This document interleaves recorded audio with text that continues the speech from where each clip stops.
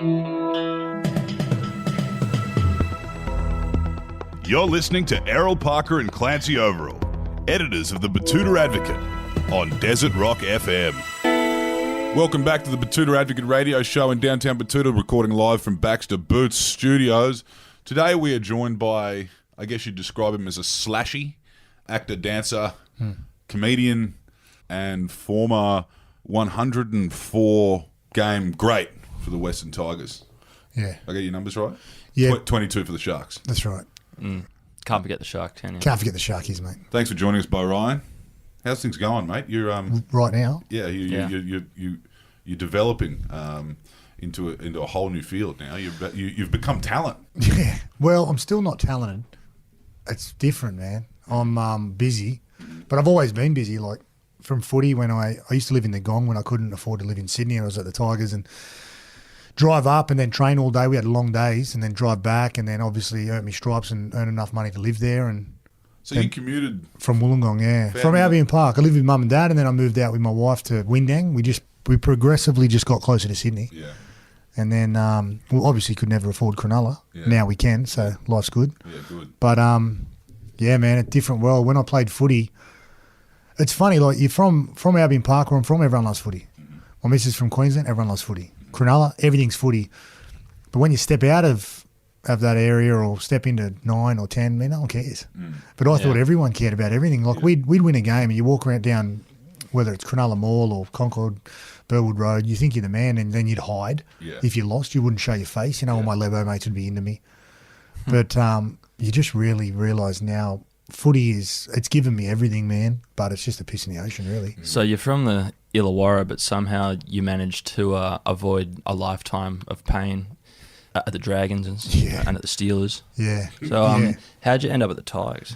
Well, mate, to be honest, I wasn't good enough to make the Dragons. I was playing centre at the time. Was that Wayne era Dragon? Nah, this was before. This was Nathan Brown. Yeah. And he loved the big, strong guys. A lot of Islanders loved the big size for outside backs. And I was a smaller guy, obviously still am. And behind Matty Cooper and Gazzy, I wanted to play centre. And then I was with Steve Price, who's coaching Warrington now, playing reserve grade. And I said, man, I just want... Like, I've got mates in Albion Park. I still go down Albion Park pub and Warilla pub, and I'll see them, and they'll... Back down home. And they're talented guys, bro. I played with guys that were better than any of the guys. We had Brett Stewart and Ashton Sims, all these guys that were freaks. I got guys who were better, as good, if not better than them, that never played, but they're still sitting in the same spot, saying I was better than him. I smashed him that day, and I just didn't want to be one of those guys. What do you reckon it is? Because every footballer you ever meet says, I wasn't the best from where I came from. Nah. Attitude, man. And mate, upbringing's got a lot to do with it. Yeah. You know, I've got mates that, I got some mates who are seriously good footy players, and I watch them go down and watch them play second grade now. They're not even the best player in their second grade team, but there'll be a glimpse. They'll do a chip and chase for a big hit, and they'll see him after the game. They go, I told you, I still got it. But and I'll say to them, you're definitely better than me. You always were, and you always will be. But a lot of them don't like the system. Yeah. And I love the system, the routine.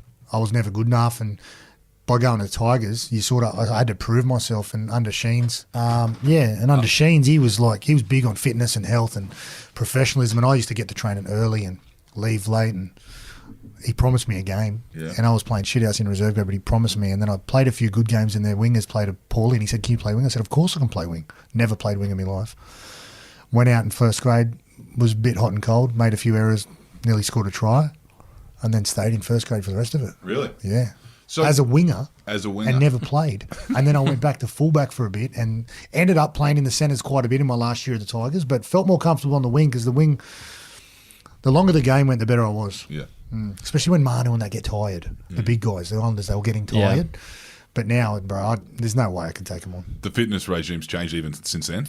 Yeah, but the way the game, it's more explosive now. Like I used to think, when I first retired, I was a bit depressed. I thought I could still play, but then I watched Valentine Holmes and Fafita and these guys develop, and the game was more explosive. Yeah. And that's why I talk to people, Matty Johns and other guys that want to get the interchange down, and I'm big on that because it helps guys like me. It helps the smaller guys. A lot of the young kids now, a lot of young Aussie kids now are getting phased out of the game. Yeah. But bring the interchange back, man. It'll bring everyone back to reality. Yeah. You can only have two big guys if you've got that. You can't have four big guys on the bench. Yeah. Evens it up. Well, 2017, I think it was Origin 2017, where the game had visibly changed. They kind of slowed down on the penalties. Yeah. Fafita was just burning for the Blues. Remember that? Bro, Fafita looks like when I play against my son. Yeah, yeah. That's how it looked. My son's nearly 2. Yeah. Just over 2, sorry. And Fafita was just... Bro, Andrew Fafita is a freak. And there's not many guys like him that, even if the interchange was none, Yeah. he would still... Because he can play 80 minutes. And he's a big, mobile guy. But if you watch him, he doesn't get on the ground much because he's so strong. Yeah. Guys like that I love. Not the big, strong, muscly guys that are just got there from weights and that. Guys like Andrew Fafita are footy players, and I love footy players, man. Yeah. That yarn we heard, how he lost all his weight in the off-season. Did you hear that? Took the exercise bike into the Bikram yoga studios for 2 hours a day. Bro, I'll tell you a story about I'll tell you a story about Andrew Fafita. So I was at the Tigers, and I love the Wests Tigers, man. Just got put out as a life member there. Don't know how I did, but I still claim it. Thanks, Barry. Thank you. Thanks, Barry and Justin Pascoe, good people. But all my heart's there, man. Leichhardt Oval, Campbelltown, and Campbelltown Stadium, 10 out of 10, best place to play footy. We had a really tight-knit group, and people were knocking back big money. I mean, Benji left and then come back. Yeah. People were knocking back serious money. Robbie Farah knocked back a serious offer to go. He was getting offered $1 million when no one was getting 800 to go to England. And we just had a real tight team. And then who's a super professional guy and a guy I love playing with, Adam Blair, was signed, and he was signed on 600 when no one was getting 600. Yeah. No one was getting 400. And it shook our team. And we lost Fafita and Gibbs. And Bryce Gibbs is the funniest person I know. Can't speak properly, but super funny. Like a lot of rugby league characters. Yeah. He left with Andrew Fafita. Sharks wanted Fafita, and they took Gibbs as a package. Gibbs nearly got Player of the Year, and that's when it went downhill for the club, man. Yeah. I'm not going to lie. Then me and Heino left. That was, I mean, we played semis 2011, nearly won it. Should have won it in 2010, but it's just the rest is history. Yeah. You lose the heart of a team, or guys that have sacrificed so much. Like you saw with the Bulldogs with Joshy Reynolds. If you lose people that bring other people, like I get to train and I look and you see Benji now, he's on 200 grand, less than 200, I read the other day, but he wants to be there. Yeah. It makes you want to be there. Yeah. Well, that's what the Manly boys always talk about. That Yeah. Watmo says they all knock back money just to keep it together, and obviously Cherry Evans has family. But I'm not begrudging the person that gets the money. I'm begrudging the club for ripping that apart for no reason. Yeah, for sure. I saw Brett Stewart on the weekend. I was at a Bucks party in Wollongong. Luckily, I was driving, or we'd still be going. Yeah. I think they are still going. 4 days later. Bucks party in But Wollongong. we were down there, Brett Stewart and go-kart. We went go-karting, which was code, obviously. But he's a guy, man. I grew up with that guy. Most talented footy player I've played with. Him and Benji, different reasons, but Brett knocked back. Bro, Brett was getting money when we were 19. Yeah. That, like, CEOs were not getting that. Yeah. But he was knocking back. He was getting 300 when no one was getting 100. And then he was knocking back 600, 700. So I saw what happened to that club. I hate playing Manly. Yeah. They were so good, but they kept that team together. And then they all left for different reasons. Chalk left, Glenn Stewart. It ripped the team apart. But, bro... Chalk left to go Right out his injury elsewhere. Yeah, but you know what? He left, but good on him, man. Like, he deserves that money. Him in 2009, 10, 11, bro, he was best forward in the world. Yeah. Still one of the best players I've ever played. And that team was built on sacrificing money to stick together. And when that happens, I know it doesn't happen anymore because you got family and stuff like that. I've got little kids. I'd leave. I left. Yeah. But it's not going to... Those days are over, man. Footy's changed. So how are the Roosters doing it then? Because, that's... The Roosters are clever. Because they're the people who are doing it now. They've got, the biggest names in the sport in one team. I honestly don't reckon they're cheating. I look at their team and you got Zane Tedavano, Sikiaho, Daniel Tupou, guys like that who were fringe first graders, right? Who are now all getting probably $350 each, that are in a superstar team and are playing really good and everyone wants them for 600. That doesn't mean that they're not worth 600. They're just playing better with the players around them. Daniel Tupou is one of the most gifted wingers in the comp. They've got all their guys that they've got on minimum wage are playing really good, and that's why I reckon they're the difference. They're going to lose Cronk, and then I don't know how they lose $1 million and spend $2 million. Yeah. That's the one I don't get. Not run by ex-league players. Well, they're not run by ex-league players, and there's no. If something happens to the Roosters board, you don't hear about it. Yeah. Watertight. Yeah. As you know, with Burris, bro. Yeah. Well, no one knows how to keep secrets except the Roosters, right? You know what? The Bulldogs are pretty good. Yeah. Yeah. Listeners, we all know it can be hard to find the time to sit down and learn more. So you might think you don't have time to read a book. Maybe you don't. Maybe you just couldn't be fucked. I don't blame you. That's where Blinkist comes in. Blinkist is the only app that takes the best key takeaways, the need-to-know information from thousands of non-fiction books and condenses them down into just 15 minutes so you can read or listen. I read The Subtle Art of Not Giving a Fuck by Mark Manson the other day, Clancy, and now I'm sleeping in my car after telling the same thing to my landlord. So I highly recommend you check him out. There's obviously much better titles on there. Yes, I read The Making of Donald Trump, and as of late, I've made great friends with a lot of Russian diplomats. Yeah, it's almost like it's impossible for me to ever face any form of accountability. It was a great read, and I was able to read it in a short 15-minute summary. Right now, just for a limited time, Blinkist has a special offer just for our audience. Go to Blinkist.com/Batuta to get 25% off of your Blinkist Premium Year membership. That's Blinkist, spelled Blinkist, Blinkist.com/Batuta to get 25% off and a 7-day free trial right now.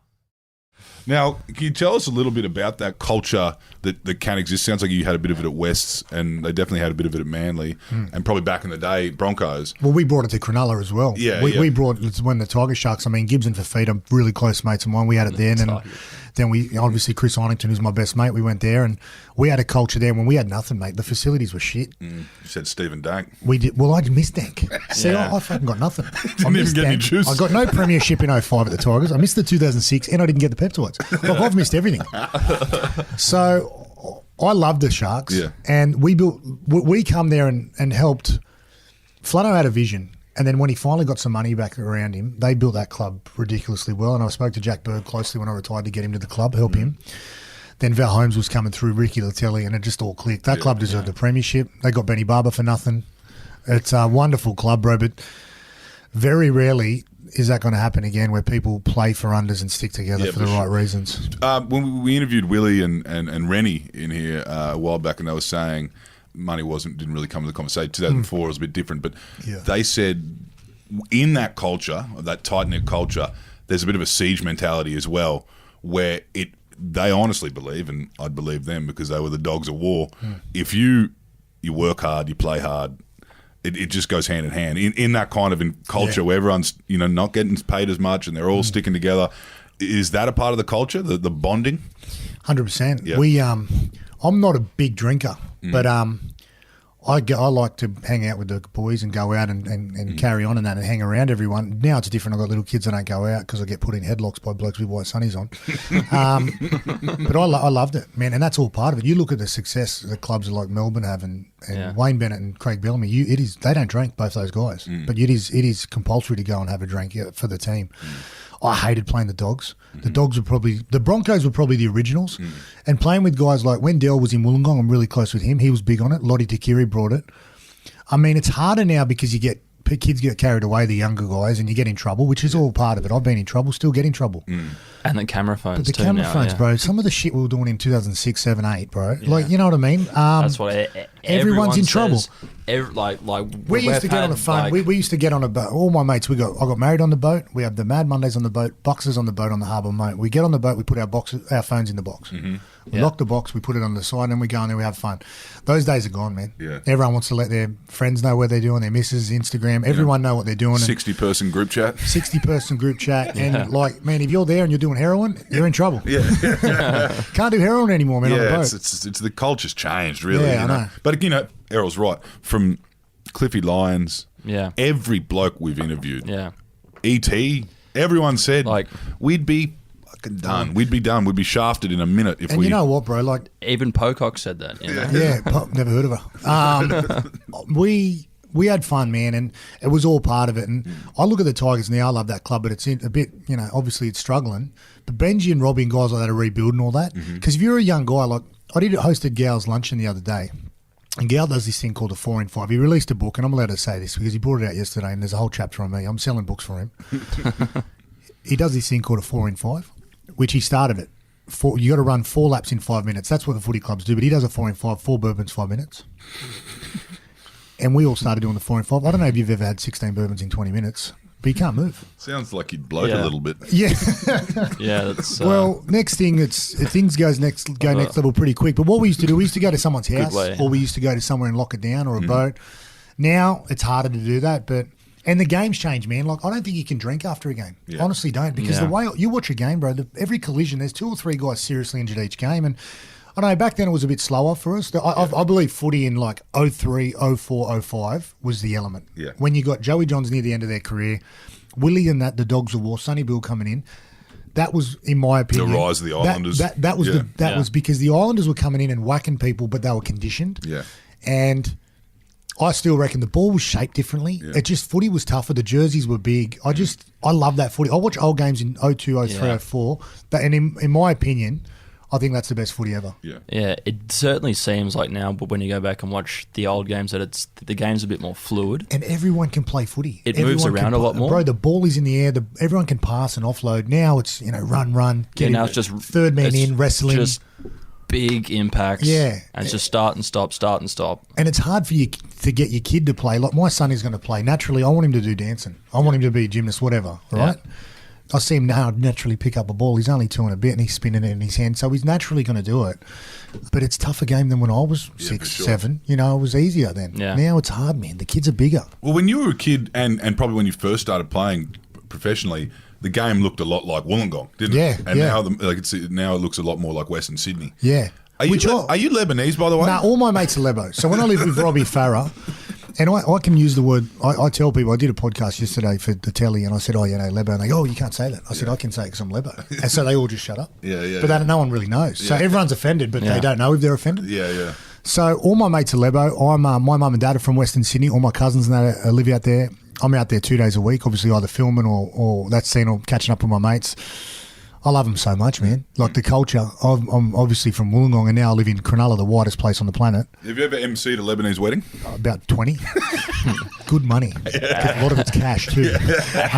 But big. That when you got 600-800 people, I just love the culture. They do a thing called a Leilia the night before a wedding, which is as big as my wedding, and where they give away the bride. And it's just fantastic. The food's good.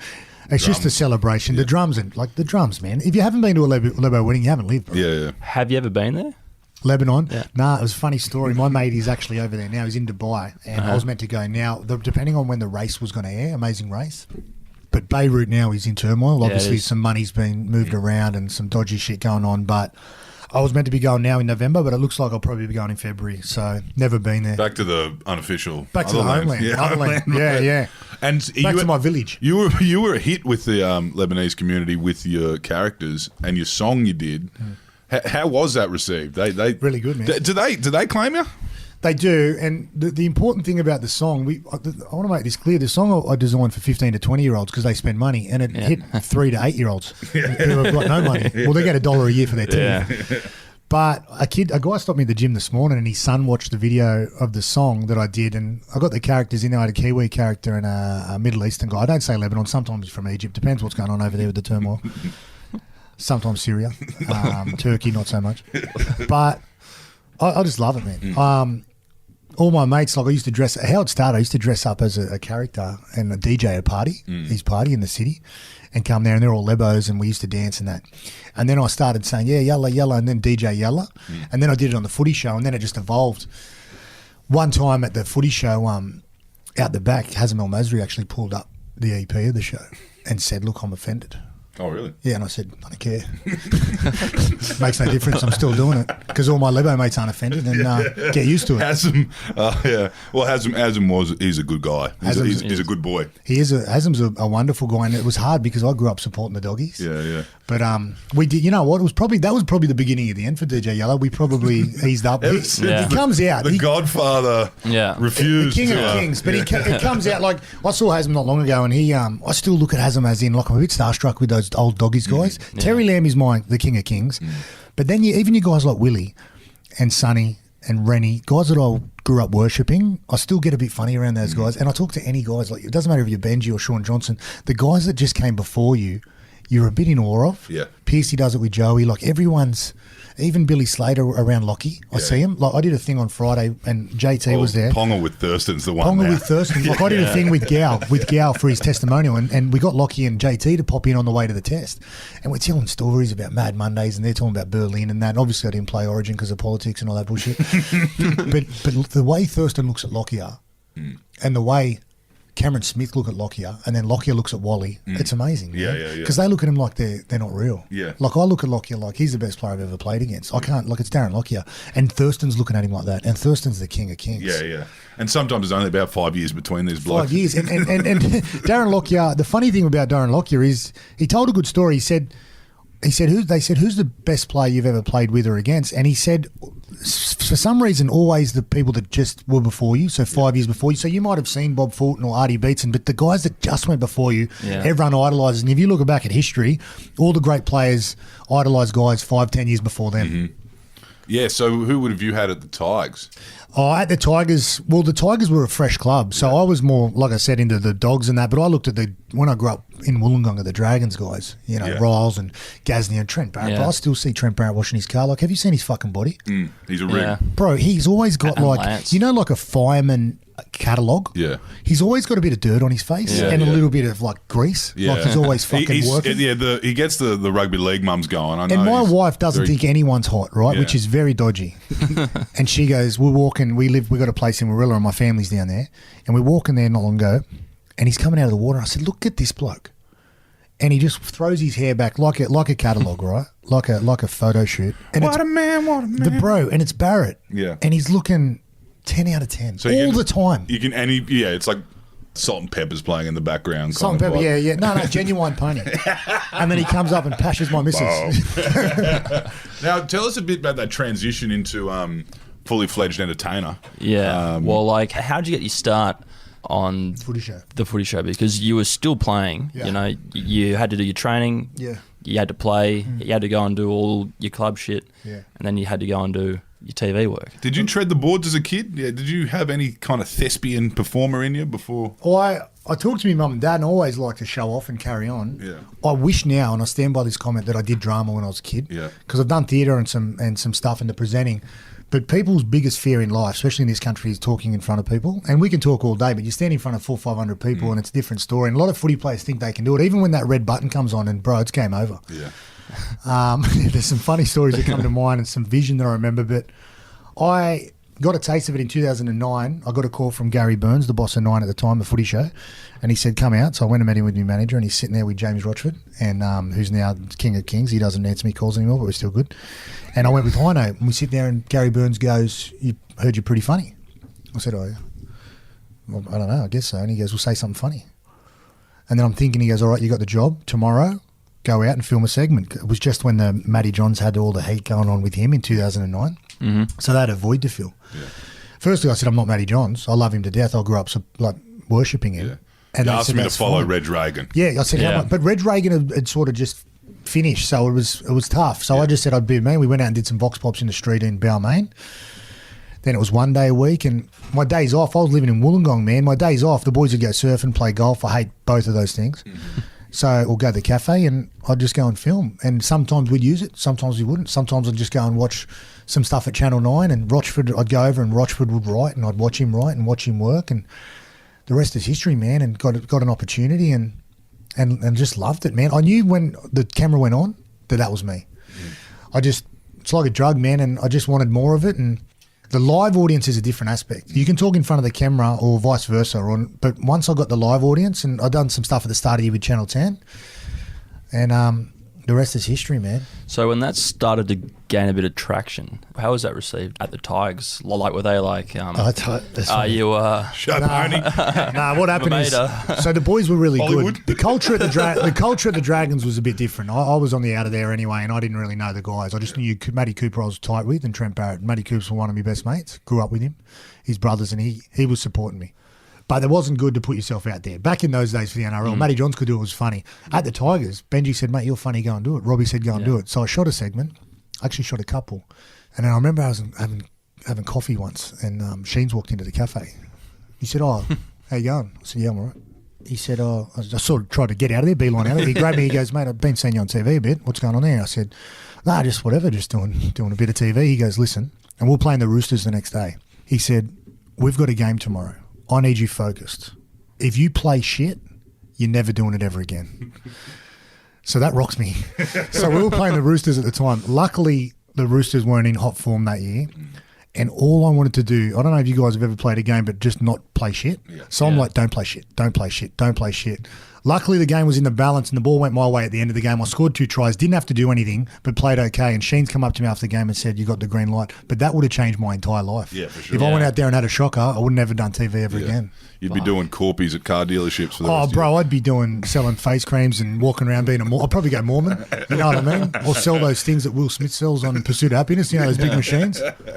Yeah, no, it's an interesting kind of career move, and everyone was watching it happen. Yeah, There's more and more, and a little more and more, and then get him on, put him on the panel. Well, what happened was there was a void, and I was being myself. Where it started getting, I get good feedback, I get bad feedback, because it's rugby league. The thing about rugby league, man, which I love, is it's a great culture, and it's great people, and they're solid. You see, if someone loses, a partner, or Matty Callender, the stuff that happened, or Mark Hughes, we band together, bro. Yeah. Someone going through a divorce, we reach out. Everyone sticks solid. Whether it's someone at a club or a kid, rugby league players are blue-collar people, and they're wonderful people. You see that with Mundine rocking up at funerals. Anthony Mundine, bro. Yeah. Anthony Mundine. I love that bloke as much as I love anyone. Now, I met him through Matty Cooper, and he cops a lot of shit. You talk to anyone who knows Anthony Mundine, he'll give you the shirt off his back. Yeah. He would give, if he was here now and he had a coffee or any food and you wanted it, he'd just give it to you. Yeah. Any money, if he had $5 left in his wallet, he'd give it to you. And might be why he's still fighting. Might be why he's still fighting. Well, he's got, a few reasons. But same as Sonny Bill, guys like that. I love it. And people knock footy players. I mean, it's I saw something you guys did the other day. It's going to be a brutal preseason. It is. Yeah. And we're all going to wear it. And I still wear it. I'm at KISS doing radio the other day. People go, oh, you're that footy player. Geez, you must be proud of footy guys going. I said, well, it's got nothing to do with me. But Yeah. But fuck, yeah. But I am proud. That's how you do it. But that's life, man. Yeah. And you know what? It's not going to turn me off watching it. Yeah. It's not going to turn me off supporting it or making my son play. Yeah. It makes it hard. But rugby league people, the good thing about the fans, they're brutal, right? Yeah. I copped it. I might give it to Burgess on the footy show, Soward, Sunnyville. I'll cop it. But everyone's got short memories. Yeah. The good thing about rugby league, you can go out there and support someone. You never get that Adam Goods thing in rugby league. Nah, that shit's not going to happen in rugby league. Rugby league, JT told a funny story. He hated playing at Shark Park. I hated playing in Townsville. Ball was wet, always played shit. But you would cop it. You would cop it. Manly, I would cop it. Yeah. South Sydney fans were psycho. Raiders fans. But after the game, you walk past it and it's just a nod to each other. It's a mutual respect. You're the warrior out there in the middle of the Coliseum. You're going to town on each other. Yeah. And that's what it's all about, man. I talk to guys who watch footy now and they're like, oh, man, I don't know how they play. And some of my mates hate people. Yeah. I've introduced them to them and then now they're best mates. Yeah, and they might be playing for us next year. Yeah. Well, no comment. Now, tell us a little bit about your role now. You can't. So you're happiest I've been, man. Yeah. I'm. It's non-footy related. It's Is this non-footy the first related, time? and David Gingell, who's a guy. He's like me mentor, and me manager Wayne Beavers. I just had to step away from footy. Channel 9, I loved it, but the show wasn't going where I wanted to go, and I wanted to do more entertainment stuff, and there was no opportunities at 9, so I took the an offer at 10, and they let me go, which was great. I still had a year left to run, which I haven't told anyone, which they let me get out of. And it was wonderful, man. I stepped in. We did a show at the start of the year. Didn't rate, but I learned so much. 400 live audience that knew nothing about footy, and I had to prove myself again. That's why I like radio. No one knows anything about me, and I feel like I've got to prove myself. I was shitting myself when I got offered the gig at Amazing Race. I knew it was me, and I knew I could do it. 10 years ago, no. 5 years ago, 2 years ago, probably a year ago, no. And I loved it, man. I loved it. I travelled the world. Met some good people, and I feel I'm quite polished now at presenting. I feel like I can handle it, which I've always maybe had doubts. But once you've done live audience and theatre and musicals and all that shit, it builds so much confidence. And I can talk in front of anyone now, and I feel confident. I'm really proud of what we've put to air, bro, and I've never been happier. In terms of like sportsmen on the TV at Channel 10, they're few and far between. That's right. It'd just be you and Matthew Burke. That's right. And Matty Burke and there's a difference, man. Like Matty Burke, who is a god. Like I wasn't that good at footy. I tell people that, but I worked my ass off, and he's got such a good hairline for his age, doesn't he? Matty Burke's fantastic, but Matty Burke reads the news, bro. That is hard. Like I can go and do anything, but I cannot be serious for that long. I'd ad-lib the news and say something stupid, like I'd be really inappropriate, and I'd be in jail. Yeah. I'd just start ad-libbing something that happened in Western Sydney. That's probably true. But I got respect for him, and I love the fact that people step outside their comfort zone. Yeah. Like, E.T. Man, I see it. It's already on Friday. He was the trailblazer. He was the guy that started it. Matty Johns. Matt Rogers now doing it with Survivor. People who step out because you're like, hang on, you're a footy player, you're not meant to do that. It's hard. You cop all the barbs, but I've ridden the storm out, bro. I'm out the other side of it. Now, I've got 1 million people watched on Monday night. 1 million people watched The Amazing Race when they added all the numbers up. 2% of them were rugby league fans, and I love that. Yeah, that's great. Do you reckon there's a lot of talent that goes missing in the rugby league? Do you reckon? Yeah, I mean, because earliest memories for a lot of us of rugby league when it became NRL and when it, after the wars was Wendell. Everyone remember Wendell, Gold Tooth, Porsche. Yeah, I love that shit. Yeah. And Joey Johns was doing it. Yeah. Warney. These guys who are just these cult figures, but there's a difference between being an icon and being a performer. Yeah. Like I said, I've known guys like Wendell Sailors, bro. The guy's talented. The guy's talented. I nearly did Masked Singer as the Rhino. Yeah. And he went out there, and I was super proud of him, and he killed it. Yeah. And it's hard because you put yourself out there. The first thing, not only in rugby league, but in this country, everyone wants to bring you down. He's too slow. He's shit. He's not good enough. They look at you and they live through themselves through you. They look at they just rip you apart on how you look or what you're doing, and that's not normal. And that's not what rugby league players are meant to do. I did a theatre the other year, and Joel Kane's kids come up to me, and I get proud of stuff I've done. And I did a musical, and I was doing Grease, and I was nervous. 8,000 people there, and it was a musical, which is on the beat, and it was psycho. I got on the bus heading out there singing. I was more emceeing. I was Vince Fontaine. Yeah. But you can't miss the beat, and I thought I was Ricky Martin with the hips and all that, and the Latino look. Yeah. And I got carried away, but you can't miss the beat. So I was nervous. We went out there. I went under the home bush. It was like a game. Dressing sheds. Looked out there. 8,000 people. Exactly like a game. Oh, probably more fans than a game. But I went out there. 8,000 people. I went out there and did it. And after it, Joel Kane's son come up to me and said, "Oh, man, I loved it." And he's a performer. The kid's a star. He's got 2 kids. One of them's a footy player. The other, Nashy's a footy player. And Joel Kane said, my son wants to do dancing and acting because of you. And that meant a lot. Yeah. Because no one was doing that when I was young. If I had E.T. doing TV, but no one was reeling doing in that. flatties. Yeah, reeling in flatties and other stuff. And that, But no one was doing that, man. No one was. It wasn't acceptable. Yeah. But now, man, I'm open about people trying new things. I'm open about how I feel. Acting? Well, I did a movie last year with Jay Stevens, and I'd love to do more. The thing about acting, man, I thought it was much harder than it is. I mean, I played myself, but acting was time consuming, man, and I don't have enough time in the day. I love me radio and TV, and to be honest, the career for me in acting. There's no career. Yeah. It's just more of a passion project. But I'd do it. I'd do more of it. But it's just the doors are open for footy players. You just got to walk through them, man. You got to have the balls and the support. Like if you've got a good support network, man, the sky's the limit because there's doors open left, right, and centre. Sean Johnson's Benji Marshall is one of the most talented people I know. Yeah. Actor or non-actors. Video gamer. He's a gamer, but he can sing, he can dance, he can perform. I remember Isaac Luke with the guitar. Isaac Luke was fantastic. A lot of those Islander guys are good. Sean Johnson's could be a star, but you just got to take the plunge, bro. Yeah, for sure. And it's one hell of a leap, man. And you're putting yourself out there, you're putting your balls on the line. But if you say, I want to act, or I want to present, or I want to dance, bro, big ups. Or go to the Auckland Blues and go to the Auckland Blues and not play. Benji Marshall. and have a real steep learning curve over But there. that's where it helps. Short memories, rugby league fans. No one remembers that. You go out, score 2 tries. Everyone forgets it. Yeah. I mean, the amount of league players that kind of went to America to play NFL. Yeah. It's not just Jared Hayne. There's been about 40 of them, and we don't remember. I think Willie even did it. Mate, and can I make this clear? Like, I still believe, and I love Jared Hayne, I still believe he is the best player to ever play in NRL. And I've had this argument. In his prime, if you had to have one player who played every position, the 13 on the field. Now, Taumalolo and Sonny Bill would be good. But 13 Jared Haynes in his prime would beat any player. It'd be like Jonah Lomu. But be like Lomu, but he can pass, he can run, he's fast. And people underestimate what he did. Valentine Holmes is a freak, but he didn't touch the surface, bro. He didn't scratch anything. He is a wonderful player, but let's get real.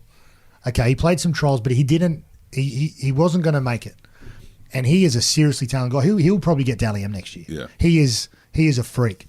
Jared Hayne went over there and made the starting roster. Yeah. He started round 1. He didn't make the practice team. He made that and worked his way through as a punt return. There's 300 million people in America. 10% of them playing NFL. Yeah. Like, come on, man. That is a monumental effort for a guy that we want to bring down for going over there saying he had a dream. I can't wear that. Yeah, for sure. For sure. I mean, and he ended up. And it wasn't a shit team either. Bro, he was a punt return. His body shape meant he could be a running back. Yeah. a receiver, but he was sort of too good for those. Like he was too big, and he was probably not fast enough for one of them. So put him in the special team, put him at punt return so he can play what he sees. And bro, the guy's a star. He could still be there if he wanted to, 100%. The bloke's a star. He probably couldn't. No, not right now. Yeah, he's got to wait for the. We can't travel again for. Anyway, let's get moving. now can you tell us a little bit though about, speaking of the States, are you still have a clear line of contact with Dwayne Johnson? Not as much, but I do the junket stuff and probably get offered one every 2 months to go over an interview with him because I'm close with Paramount and Universal and Warner Brothers. Yeah. Probably 3 times a year or 4 times a year I talk to him. Mostly it's people trying to say, can you introduce me to him, or they got this charity, or they got this money, or they got this invention or this cream. But I don't send all that shit on him. I remember one year Joseph Parker, a good friend of mine who was boxing, and I sent him a message. They said, we want they go, we want me, Beau, to come to Auckland to sit ringside with Joe Parker and the Prime Minister of Samoa. Yeah, right. I said, or the President, Prime Minister. I said, yeah, sweet. No worries, I'll be there. Our only catch is, can you bring the Rock? I said, well, hang on. That's a big bar. What about me missus? So I reached out to him, bro. I said, look, man, Joey Parker, who are both who's met the Rock, and he said, look, bro, all this stuff's got to come through my office, but send me the thing. And I sent him the official letter from the guy, from the Prime Minister from Samoa. And he went through it. He said, bro, I just sent it to my office. That week, I'm filming back to back. He was filming Fast and the Furious on one of the ones. He said, I can't get there, but I can either send someone or just let him know I'm rooting for him. The thing about him is he's very smart, bro. But I think then Joey Parker was fighting an American. So he's got to be very careful who he publicly supports. Because he's a loud and proud Hawaiian Samoan, but at the same time, he's the face of America and Samoa. A bit of Canadian there too. He's got a bit of Canadian, he's got a bit of everything. He can't be, but if he was available, he would have went, because his background means a lot. And stuff like that, I'll talk to him, or if I'm doing a movie, he'll give me an hour. But it's just super hard. I mean, the platform, I don't have the 9 platform now, but Channel 10, I've been offered to go over and interview him for 10 and Kiss. But it's just too hard at the moment, bro. Too busy. How did you prepare to interview him the first time? Obviously, because it's bro, I was shitting myself. The biggest. It was the G.I. Joe movie, and we went last, and I think they read a bit of a bio before you go in. We did a junket last year it was a movie in the States, and it's exhausting for everyone, even the people that are in there for 5 minutes. Who'd you interview? Farrell. Oh, bro, he's the king of kings. Yeah. But bro, and John C. Reilly. John C. Reilly's great. Will Ferrell's a genius. I got off a plane 2 years ago. We flew to LA, got off the plane at 10 o'clock, went to interview him, flew back at 6 o'clock that night, and he gave me an hour. But The Rock, I remember this clearly. I was there, and I took my mate Dan Hunt in, and the movie was G.I. Joe, and he knew a bit about me before, but instantly he knew my background as an athlete, and he related straight to me, and we had 20 minutes, and then after he said, man, that was great. If you're ever in the States, let me know. And he's got his Beau Flynn, who is his right-hand man, who does a lot of his producing, and Hiram Garcia, just got contact details, and since then stayed in touch. And every time, man, I've interviewed him a dozen times, flown all over the world to interview him, and it's been good. It works both ways. But bro, you got to remember the reach. We're getting 300,000-400,000 people watching the footy show, and he was still doing it. You know what I mean? He was still doing it for us. He requested us. I remember seeing the most nervous I was actually ever been was Arnie. Yeah, right. I was shitting myself. That's he rocked up. He was the king, and I rocked up, and he had a cigar. I was in the Park Hyatt, and we were sitting under the thing, looking at the bridge. He's smoking a cigar, and I said, "Hey, how are you?" He goes, "Good to see you." I said, "Yeah, you good?" He goes, "I'm good. Good to see you." And I said, "What's going on with the cigar?" He said, "Do you want some?" I said, "Yeah, of course." So I've grabbed his. I've started puffing his cigar. Right, my publicist comes over and goes, "What the fuck do you think you're doing?" There's smoke alarms all in the Park Hyatt they've turned off. I put it down. He knew my story and talked about the background of playing sport, and instantly, I think having a sporting background or a professional background, people can relate, man. Especially people who've been through that physical journey, because it means they're disciplined, and we had an instant connection. It doesn't mean I wasn't nervous, but it was fun, bro. No, it is interesting and watching you do those kind of things. With The Rock, it was funny because you started calling him also and that kind of stuff. And had he not been spoken to like that in a while? Like he hadn't been around Islanders for that long, and like for so long, and then you start hitting him with this NRL lingo. He and I got a lot of Islander mates, and I just said, "What's up, us?" And he straight away connected, because those guys, you got to remember, man, those guys, a lot of those guys, those big Hollywood guys, and a lot of the guys, especially I rate them to the footy guys, come from nothing. Blue collar people, and I stand by this. The best players in the NRL, the best people, are the guys at the top. Yeah. Your Cameron Smiths, your Thurstons, Billy Slater, Joey. These guys would give time for anyone. Yeah. It's the middle guys you can't get to. Yeah. The guys that have played 10, 20 games and a couple of NRL games who think they're king shit. The guys who have played their whole career at the top Yeah. are the most approachable, and that's like Hollywood. Yeah. Bro, you meet Hemsworth and Will Ferrell Yeah. and The Rock, they'll give you an hour. Matt Damon. Yeah. Then I'm interviewing a guy in South Korea. I won't say, a couple of years ago, I'm interviewing a guy in South Korea. Had no idea who he was. I was over there to interview Scarlett Johansson. He was on part of the junket. Bro, the guy was king shit. I had no idea. I still got no idea who he was. And I had to interview him for 20 minutes, and it was like it was pulling teeth. and he's gone. I mean, he's in Game of Thrones or something, but who cares? Yeah, don't look at me when you talk to me. Yeah, and meanwhile, I walk out and I'm talking to Scarlett Johansson for an hour. Yeah. That's similar to NRL. The guys at the top in anything. Top floor of the Ivy. They're not talking to you. Bro, and it's like Channel 9 or Channel 10. Yeah. The guys at the top, man. Yeah. Boris and that, like you guys that have just, they know. They're my kind of people. Yeah. They've been through hell themselves. They've been up and down, and they're just relatable. And that's like any business. You know, the guys at the top, the guy in the t-shirt, they're relatable. But they're not often. There's not often someone just having a yarn to them either. Nah. So they kind of respond well to that. Yeah, and Aussie, man. When you're Aussie, you disarm them straight away. Yeah. Especially when I love how we speak the same language, but they got no idea what we're fucking saying. Yeah. It almost feels like you're talking too fast. It feels like you're a robot. And then even when you slow it down, you sound like you got something wrong with you. So by the end of it, I just give them a hug and nod. Yeah. Hello. Shot Uso. Could you do action? You reckon? Is that something you've ever thought about? Yeah. I mean, I know you're busy now, but you've got the same kind of trajectory, I guess. Yeah. You could say, The Rock and Arnie come from sport. No. I don't know. I like showing another side of myself, to be honest. That's why I took this role of Race, The Amazing Race. First and foremost, the casting of The Amazing Race speaks to me. Mm-hmm. And people go, oh, you're hugging people too much in the race and, you're too emotional. And I said, bro, you got to understand. We got people from Western Sydney. We got a Muslim mother and daughter. We got the nuns. We got the Africans. We've got the Vietnamese. They're not representing themselves. They're representing their people, their colour, their background, their race, their religion. Their mob. So, bro, when they're stuck in the middle of the desert and they come over the hill on a camel and they've been away from their family for 6 weeks and they get to the mat, I'm going to give them a hug. Yeah. Because you got to remember, I'm sleep deprived. Yeah. I haven't seen my missus for 6 weeks as well. So I've got plenty of love to share. And when I see these moments of these guys coming through, a lot of the people, we kept them in isolation for nearly 2 weeks with no phone before the race started. Yeah. So they were broken when we got them. Yeah. So, mate, if people are going to be Like pissed jury off, duty. Yeah, I was just, mate, I'm going to hug them. I'll probably hug you blokes in about 5 minutes. Yeah, we'll get a photo afterwards. Yeah, of course, 100%. So you really felt it. It was real the whole way through. Osher said, like, we interviewed Osher. He says it feels like he's feeling it at those ceremonies and all that kind of shit in The Bachelor. It's full on, bro. Yeah, I get emotional later in the race when we see some heavy shit happen. It's tough, man, because you see yourself in those people. Especially the mother and daughter, Roa and Amani from Western Sydney, man. I've got a lot of Muslim friends, a lot of Lebo friends, Middle Eastern friends. Just to their bio about the hardships that they've experienced, and just they're resilient, bro. They're resilient, they're tough. And although I'm not allowed to hug them, I was feeling them, man. I could just relate. Joey and Viv, the Vietnamese, I call them Vietnamese midgets, but you know they say midget anymore. They're tiny. And they've been through hell their whole upbringing, and they are dead set chances of winning the race. Yeah, you're right. And the backpack's bigger than them, and we're in the jungle. We've come out of the mountains. We're running through Africa. There's lions, and they, get to the mat first. Like stuff like that, bro. Yeah, for sure. That really means a lot to me. Now, as an ex-footballer, are you going to be able to refrain from giving hot tips out? Oh, hot tips. What do you mean? Is it a sports bet on The Amazing Race? Oh, yeah. Do you want to know the winner? Mike. Yeah, I'm going to wait for the odds to blow right out. My old man's ready to pounce. He's got 80 grand in the account in my daughter's name, and he's going to load up.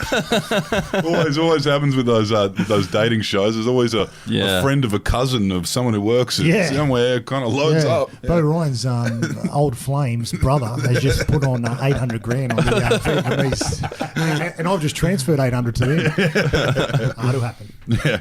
Well, mate, thanks for joining us. It's been a great yarn. Thanks, great boys. catch up. Yeah, let's go hug each other. Yeah, you got aircon in here? What the fuck's Yeah. We actually didn't turn it on. Oh. It's silent aircon. Thanks for having me, man. All right. Thanks, mate.